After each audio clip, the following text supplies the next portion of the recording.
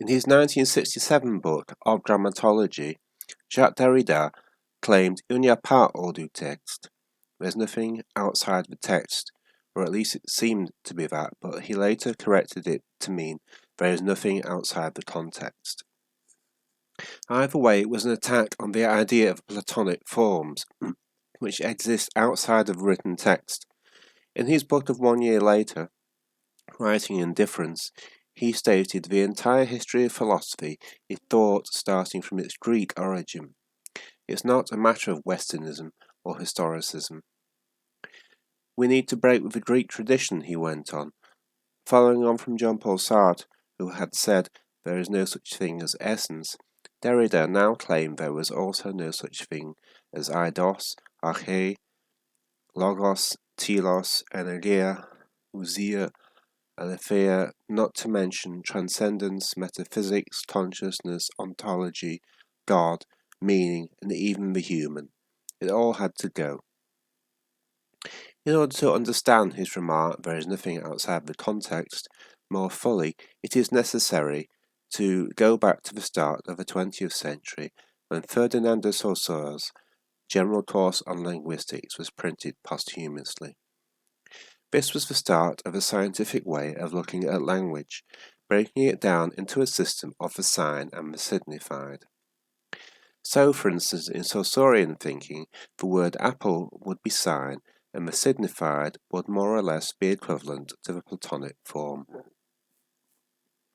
This was a binary which was also accompanied by lots of other binary oppositions in the science of linguistics, such as meaning, value, language, speech, internal linguistics, external linguistics, and so on.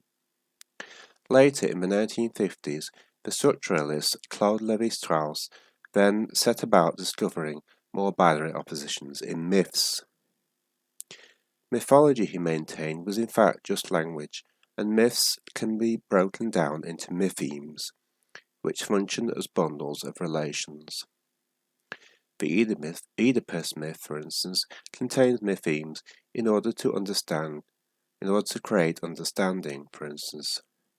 And many myths had the same meaning, but often slightly different binaries were used. In some cases, they had been merely valued differently, but structurally they were of equal importance and value. The same could be applied to cultures. Cultures that had no knowledge of cooked food, for instance, had no need for the word raw, as it only existed in binary opposition.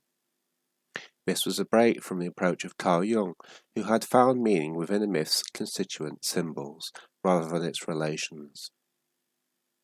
Subsequently, Lévi-Strauss claimed oral myths that had been passed down by primitive tribes had just as much truth value as literature, which was just, in fact, myths that had been written down. The indigenous tribes of Brazil, for instance, had cultures that were just as valid as Occidental cultures. The only difference, he went on, between a bricoleur, somebody who tinkers with things, and an engineer is that the universe and tools available to a bricoleur is limited, whereas that of a professional engineer is open. All technological progress in Occidental societies was therefore accompanied by losses in other areas, and the Occident's attitude to primitive cultures was similar to the way in which Islam oppressed its followers. While Islam was, in religious terms, more highly developed than Christianity, included because it found rigid solutions to life's problems, at the same time it was more oppressive of its followers. Buddhism was the least oppressive of world religions. Christianity, on the other hand, could be located between the two. The discovery of such binaries in myths was ultimately more important than the content of the myth itself, Lévi-Strauss claimed. This subsequently formed the basis for Structuralism, a movement that was seen in France as a successor to existentialism, and which influenced not just the study of language, but the social sciences too. At a 1966 conference on structuralism, which was held in the US in French, influenced by his friend Paul de Man, who had already started to demonstrate how texts were in fact just rhetorical, Derrida delivered a speech that criticised the method of structuralism. These binaries could not be fixed, Derrida maintained, but were movable. All that existed were interrelations to other words within the text, which constituted the context. Meaning could not be restricted to certain words. The history of philosophy, Derrida went on to explain, and hence myths, was a history of rhetorical centres, singularities rather than binaries, which were the most important philosophers having managed to create a new centre that had superseded the old one. So, for instance, Hegel had introduced consciousness as a new centre, Freud the subconscious, Nietzsche the death of God, Heidegger Dasein, but all were descended from the Greek logos. Since logos was merely a rhetorical device, so were all the other centres that were descended from it too. It was therefore necessary to use a trace, or a mark, a sort of placeholder when discussing philosophy descended from the Greek. All were based on meaning, which led to ontology, and ultimately an absolute solution, and often war. This link between ontology and Hegelian absolutization, and hence violence, had already been proposed by Emmanuel Levinas before him, who had declared his philosophy a return to Plato, and whose lectures Derrida had attended. Levinas, a Jewish philosopher living in France, but who originated from Lithuania, had initially studied with Heidegger, but turned against him due to the latter's support of the Nazi Party, and saw ontology as a justification for totality, which he equated with totalitarianism. First, philosophy was ethics, Levinas claimed, not ontology or metaphysics. Faced with the eternal human experience of alienation in labour, each individual could overcome this by responsibility towards the other. This was due not to the presence of a god, but to l'autrui, or otherness, a sort of platonic form or ideal, actions based on which were triggered by the face of the other. Levinas rejected the idea of being as a third-person concept in the ontological sense, such as Dasein or l'être, but preferred to refer to it as l'étant, i.e. the other, or a second person being. He also rejected the overstepping of boundaries in the interaction between the same and the other. They should keep their distance to some extent. The face of the other could remain vague and unclear even during the act of ethical responsibility. This led to a sort of metaphysics, without either person transcending their own self. Levinas thus remained faithful to cogito ergo sum and the phenomenological ideas of Edmund Husserl. Derrida subsequently claimed, however, that ontology was still at the heart of the philosophy of Emmanuel Levinas, despite his apparent rejection of it, since religion and metaphysics could not be separated from ontology. Metaphysics was also rhetoric, he claimed, a justification for an absolute solution, and Levinas was still promoting a sort of truth, a lumière, or a transcendence, talking of the eternal and philosophizing based on the logos. In fact, he maintained he was using Hegel's Platonic system, despite Levinas having criticized the ontology of Hegel for having led to World War II. Levinas had objected to finite totality, Derrida maintained, but not to infinite totality, which was just as absolutizing. As well as Plato, Aristotle, and Heidegger, Derrida therefore rejected Kant, Hegel, and Husserl, all of whom he saw as being descended from the Greek. He claimed Levinas was indeed using a two-world paradigm, where otherness or l'autrui exists beyond this world.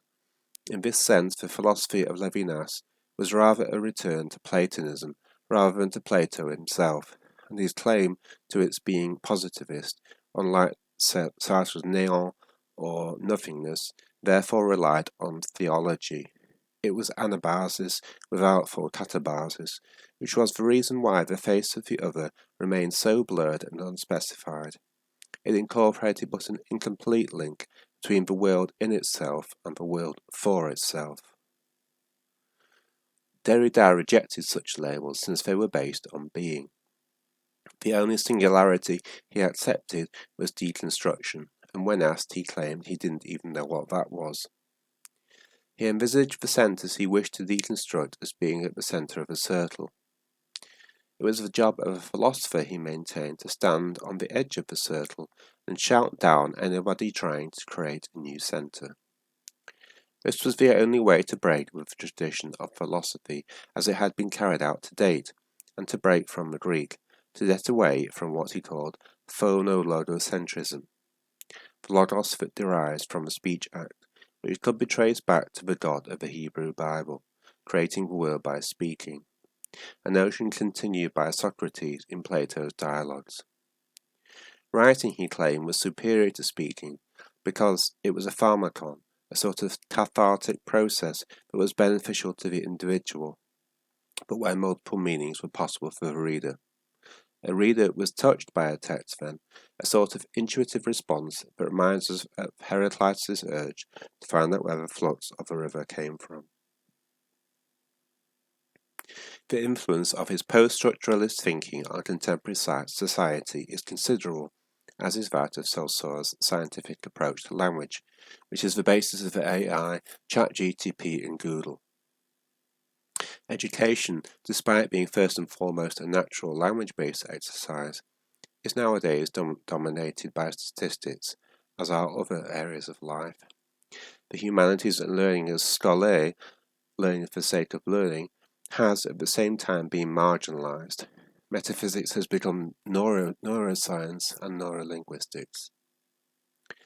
On the other hand, we are experiencing a fragmentation, a proliferation of new subjects. For instance, we have creative writing courses, which are essentially Derrida's pharmakon as an exercise. The idea that literature can be produced without reference to the existing canon, as well as of course, cancel culture. Recently, the Diocese of Birmingham in the Church of England posted a job ad for an Officer for Deconstructing Whiteness, a clear reference to Derrida. In many ways, Derrida has therefore become a centre himself, ironically enough. He is no longer on the edge of the circle, as he would himself have wished to be. If anybody is on the edge now, it's surely Plato himself, with ontology and metaphysics having been pushed out there precisely by the likes of Levinas and Derrida. However, rather than deconstructing Derrida, it would seem conducive to just reconstruct the Greek, in particular Plato, logos, ousia, eidos, and all the other terms. Without any logos himself, Derrida can not become a centre of in the long term, a centre which he controls, thereby reducing all knowledge to subjectivity and the will to power. In his philosophy, in the modern era, this rejection of truth and logos can be traced back to Karl Marx, when he said in the Communist Manifesto that communism will get rid of the eternal truths. It will get rid of religion, morality, and instead of redesigning them, it contradicts all previous historical developments. It can also be traced back initially, perhaps to Thrasymachus in Plato's Politeia. Derrida assumes, however, that like Marx, logos is always a simple singularity, i.e. an absolutism that leads to violence. The leap from logos to absolutism and violence is, however, a spurious one, where it is automatically equated with a sort of folkish nationalism. By contrast, Oswald Spengler, a cultural relativist, posited the existence of several logoi throughout the world, depending on the cultural circle. One logos for Europe, one for China, one for India, etc., with Russia occupying a Eurasian logos. Another contemporary thinker who takes this view and values Plato highly is Alexander Dugin, who develops Spengler's concept to form a complex singularity based around Heidegger's Dasein, in which all logoi are grounded, meaning they are all interrelated, but find different expression depending on the tradition of a pertinent cultural area. In this sense, returning to Claude Lévi-Strauss, we might talk about both the raw and the cooked being grounded in a prior logos, which grants value to the primitive, but which still allows for the existence of a more highly developed culture, based on development of the cultural logos rather than mere technique or expertise. Instead of wanting to discard Plato as postmodernists such as Derrida tried to do, Alexander Dugin maintains this was never Heidegger's intention.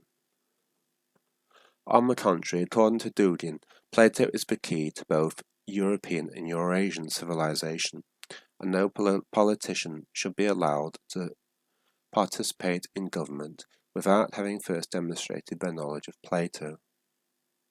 In real political terms, rather than absolutism, this leads to a sort of Henkai Pan multiculturalism, a complex political unity based on a singular logos that is a complex entity. Rather than the emphasis in Dugin being placed on the individual, as at present, or nationality or folk, Dugin, it is the people, or in Russian the narod, that have political primacy, a people made up of, however, various nationalities. Following on from the likes of Carl Jung, who found the origin of meaning and hence truth outside of the text in symbols, we might say in being, rather than Saussure's scientific study of language, which returned the focus to words, or Lévi-Strauss, who traced meaning in word binaries, or Derrida, who said meaning was merely a presumption, Dugin therefore takes us back via Heidegger to Dasein, and ultimately to Platonic forms, with which he claims the former is by no means incompatible.